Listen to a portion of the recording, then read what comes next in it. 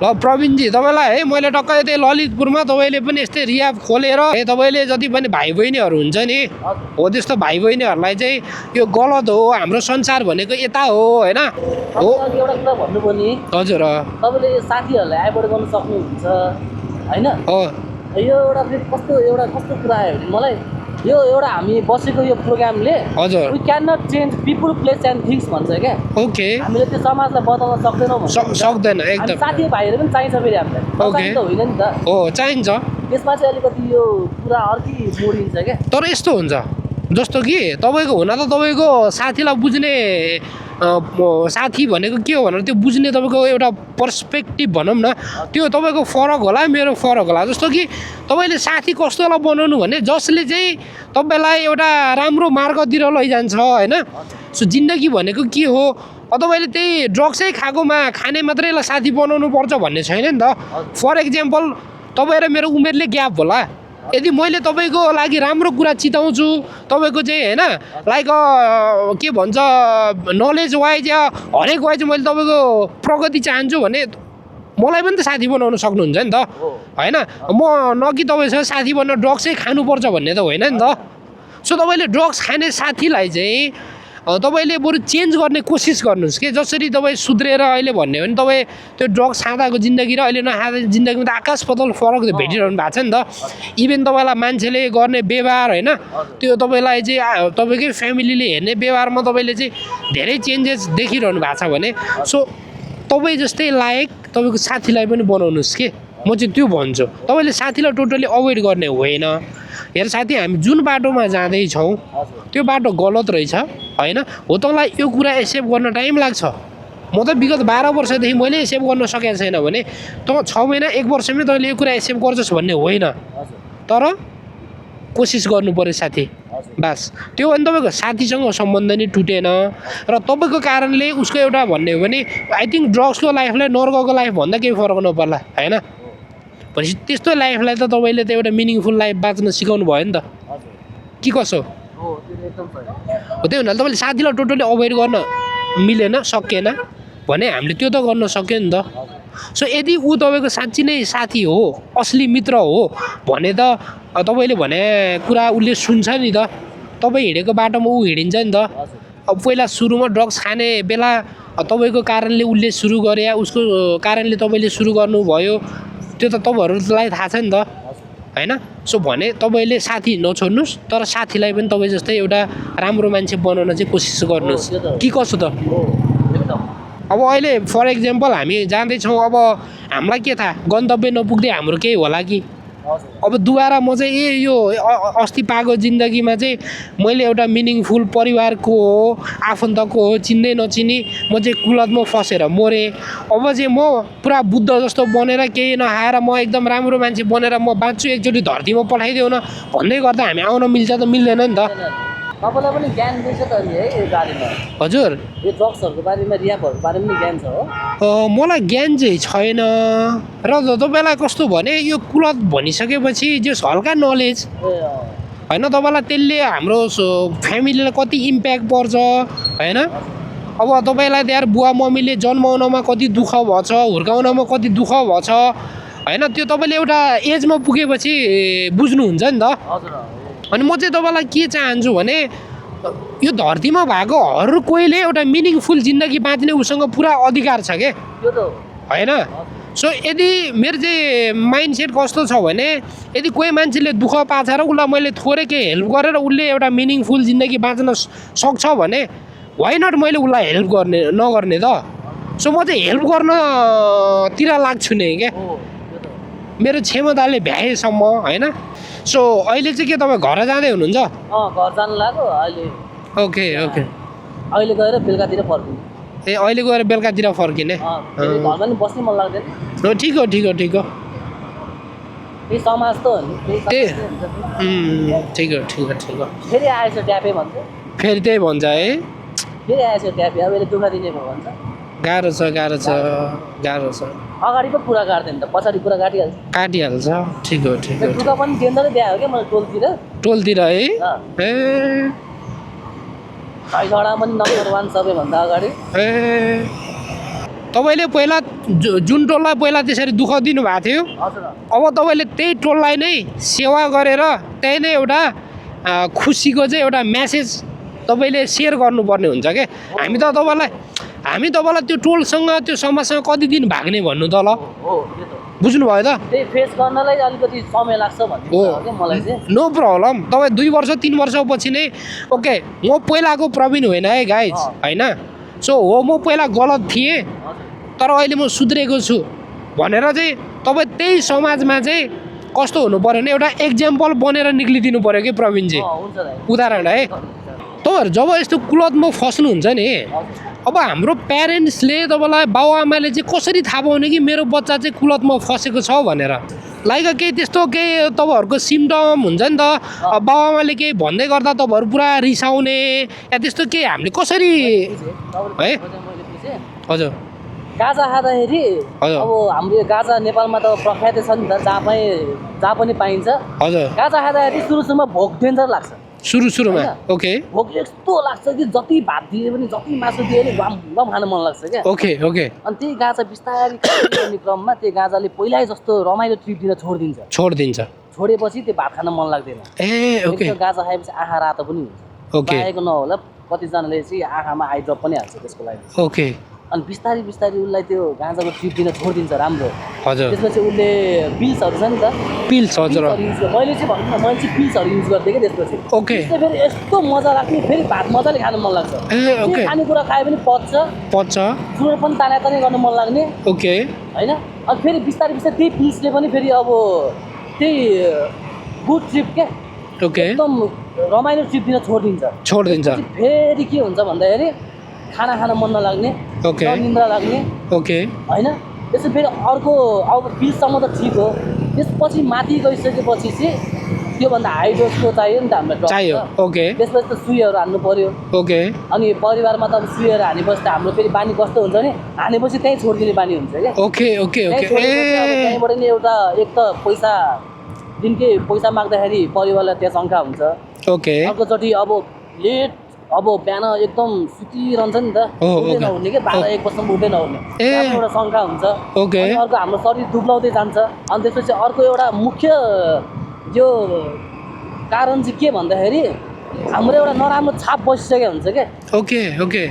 चिडचिडापन भनौँ न एउटा एङ्गर जस्तो क्या ए ओके अनि त्यो खाना पाउँदाखेरि चाहिँ ठिक हुन्छ खाना नपाउँदाखेरि चाहिँ रिस उठ्ने ओके होइन त्यसपछि घरमा झर्किन थाल्ने ओके। त्यसपछि परिवारलाई शङ्का हुन्छ कि ए यस्तो चाहिँ रहेछ है भन्ने ओके। परिवारलाई त बिचरा के थाहा के थाहा होइन के भइरहेको छोरालाई भन्ने होइन अब किनकि परिवार त अब तपाईँ एउटा 17 वर्ष भनेपछि जहाँसम्म लाग्छ +2 एसएलसी सकेर कलेज जोइन गरिसकेको अवस्था हुन्छ होइन त्यो भइसकेपछि त मेरो छोरा या मेरो छोरी त कलेज गएको छ भनेर हामी बाउमा त ढुक्क भइन्छ नि त होइन अब हुँदै गर्दा अब तपाईँ ठ्याक्क टाइममा आउनु होला अरे तर त्यो भइसकेपछि त अब एक त हाम्रो नेपाली सोसाइटीमा हो पछिल्लो समय चाहिँ हाम्रो प्यारेन्ट्सहरू अलि एजुकेटेड हुनुहुन्छ होइन नत्र भने मेरो यसम्म आइपुग्दै गर्दा हाम्रो बुवा मम्मीले त त्यति पढ्नु भएको थिएन नि त त्यो भइसकेपछि चाहिँ छोरा पढाइमा बिजी होला के होला भनिन्छ होइन अब तपाईँलाई थाहा छ तपाईँले खाएको हामीलाई त थाहा छैन नभएपछि चाहिँ बुवा मम्मीले थाहा पाउला भनेर तपाईँ अब सुत्ने कोठा या पढ्ने कोठा होला अब तपाईँले त्यहाँ आउन बन्द गरिदिनु होला होइन म पढिराखेको छु किन आएको डिस्टर्ब भयो भन्नु होला त्यो भइसकेपछि त बाउआमालाई त मेरो छोराछोरी कुलतमा फसेको छ भन्ने कुरा एक हिसाबले पनि फाइन्ड आउट गर्न त धेरै गाह्रो पर्छ नि त बाउआमाले कसरी थाहा पाउने भनेर सोधेको कारण चाहिँ त्यो हो क्या सिम्टम त देखाइहाल्छ नि राम्रो काम गरे भयो पो नराम्रो काम गरेर बिस्तारै आफै थाहा हुँदो रहेछ थाहा हुन्छ है मेरो पनि बुवालाई थाहा थिएन हजुर। मम्मीले चाहिँ थाहा पाइसक्नु भएको थियो मम्मीले चाहिँ मलाई ल कसम खा यो सरस्वती माताको फोटो देखाएर नि हजुर त कसम खा अबदेखि यस्तो खाँदिनस् भनेर हजुर मैले कसम पनि खाएको बुवालाई चाहिँ थाहा थिएन बुवाले पछि थाहा पाउँदाखेरि बुवा ढल्नुभयो भने ओहो मेरो त्यो खाटमुनि त्यो पिल्सहरू इन्जेक्सनहरू देखेर क्या अयो है अब त्यो मैले फाल्न बिर्स्यो ओके थ्याङ्क गड मैले फाल्न बिर्सेर मलाई रियातिर छिराउनु भयो बुवाले होइन ड्याडीले नत्र म अहिले अब भनौँ न म अब त्यो खाँदा खाँदा मर्थेँ कि के थाहा हो के अपाइज हुन्थेँ एकदम एकदम त्यो चाहिँ एकदम मैले एउटा बुवाले थाहा पाउँदाखेरि चाहिँ एकदम नराम्रो फिल पनि भयो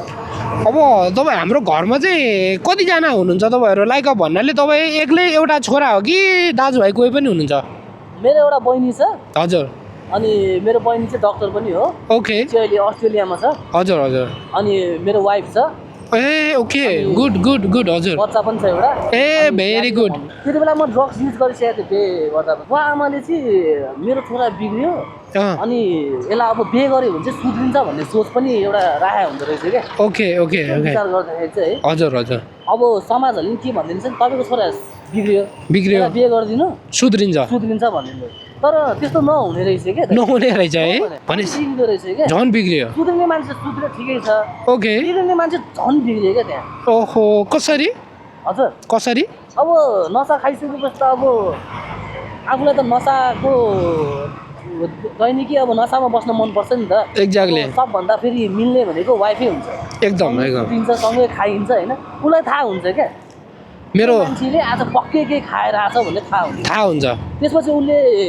बोल्दाखेरि अब रिस उठ्ने क्या हामीलाई अहिले मलाई सिकाउने म मेरो लाइफमा म खान्छु नि तँलाई के भयो झैझडा हुने क्या त्यहाँ ए ओके ओके झैझडा हुने झैझडा भएपछि बिस्तारै रिलेसन पनि खतम भयो होइन आफूलाई ड्रग्सले पनि अब झन् खतम बनाइसक्यो हजुर त्यही भएर बिस्तारै यो परिवारमा पनि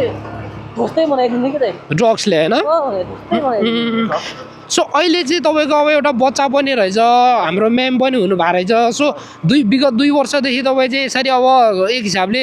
सुध्रिरहनु भएको छ भने यो देख्दै गर्दा चाहिँ उहाँहरूले के कस्तो फिलिङ्स व्यक्त गरिरहनु भएको छ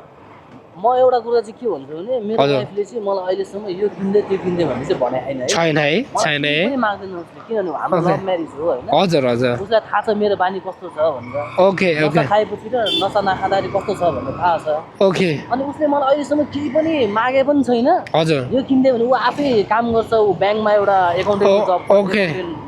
को जब गर्छ होइन ओके अनि उसले फिलिङ चाहिँ के भन्छ भने कहिलेकाहीँ चाहिँ उसले अब त पुग्यो होला तपाईँलाई अब त नखाइदिनु प्लिज मेरो लागि नभयो भने बच्चाको लागि मुख हेरेर नखाइदिनु भन्ने कुरा गर्छ क्या मलाई चाहिँ कस्तो हुन्छ भने फेरि यसले ठुलो कुरा गरे जस्तो लाग्ने क्या ओके अब किन मलाई सिकाएर मलाई त्यति बेला के कस्तो सोच आउँथ्यो भने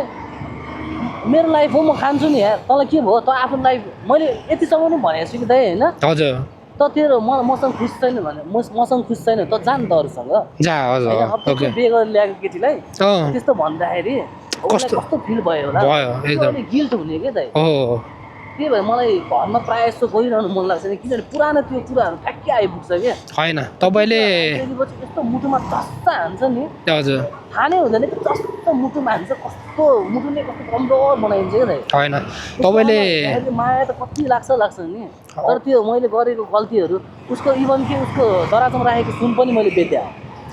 उसलाई पनि थाहा छैन ओहो उसले चाहिँ के सोच्यो भने चोरायो चोरेर लग्यो तर चोर त मै हो फेरि तपाईँ नै हो है अहिलेसम्म नि उसलाई थाहा छैन है त्यो दराजको सुन चाहिँ मैले लगेर बेचेँ हो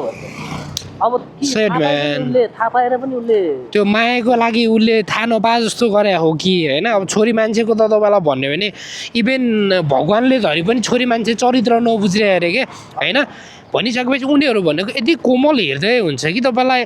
यदि घृणा गर्नु पऱ्यो भने उनीहरूले डेन्जरै गर्ने यदि प्रेम गर्नु पऱ्यो भने पनि एकदम गर्ने डेन्जरै गर्ने सो सायद तपाईँको बढी माया लागेर होइन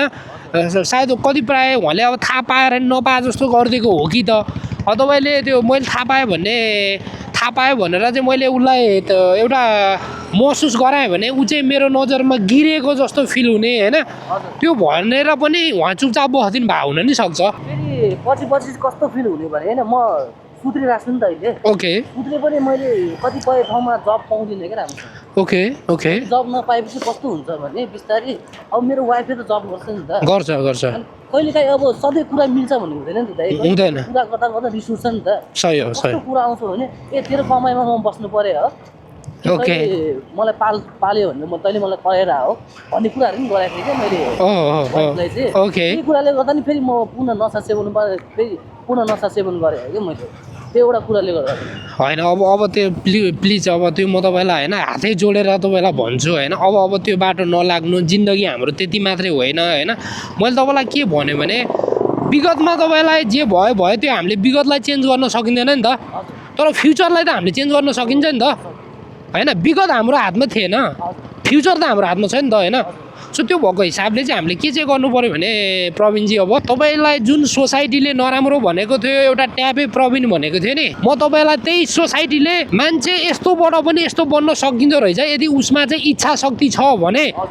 भनेर त्यो समाजले नाम कसैको लियो भने त्यो प्रवीण हो अर्को कुरा तपाईँले जुन श्रीमतीसँगको कन्फ्लिक्ट यस्ता उति भन्नुभयो नि सो श्रीमतीलाई पनि एउटा के प्राउड फिल होस् भने जिन्दगीमा बे भनेको सिर्फ एकचोटि हुन्छ भनिसकेपछि मैले गलत मान्छे चुज गरेको रहेनछु है उसको यति समय चाहिँ खराब चलेको रहेछ त्यो खराब समयको शिकार बन्यो मेरो प्रवीण तर पछि चाहिँ श्रीमती आफैले एउटा प्राउड फिल गर्ने वातावरण तपाईँले सिर्जना गर्नु पर्यो क्या त्यसको लागि तपाईँले महिनामा 5 लाख कमाएर होइन कि त सत्कर्म गरेर क्या सो त्यो म तपाईँलाई एकदम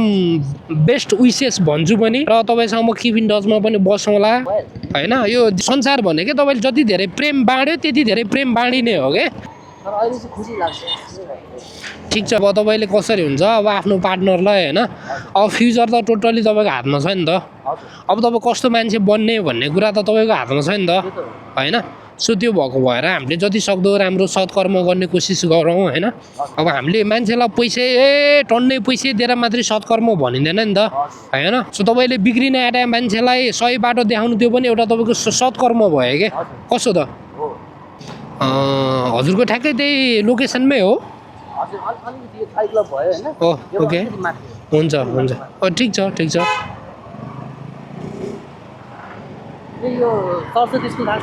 मलाई ठ्याक्कै थाहा भएन होइन तपाईँले भन्नु न ओके ए ठिक छ अब तपाईँ त्यही स्कुलमा चाहिँ अबको 2-3 वर्षपछि तपाईँले त्यहाँ आएर एउटा मोटिभेसनल एउटा स्पिकर जसरी त्यो गर्नुपर्छ है त ऊ यता छिर्दिउँ हेलो हेलो म चाहिँ मेरो पहिलो कस्टमरसँग धेरै राम्रो कुराकानी एउटा भन्ने हो भने बुझ्नलाई चाहिँ एउटा सकारात्मक एउटा सन्देश भनौँ न होइन त्यस्तो कुराकानी धेरै मिठो भयो राम्रो भयो मान्छे कसरी कुलतमा फस्न सक्छ र कुलतमा फसिसकेपछिको संसार र यो समाजले हेर्ने दृष्टिकोण कस्तो हुन्छ भनेर चाहिँ उहाँले एकदम विस्तृत रूपमा नभए पनि सर्टकटमा भनिदिनु भएको छ सो आशा गरौँ यो भिडियोबाट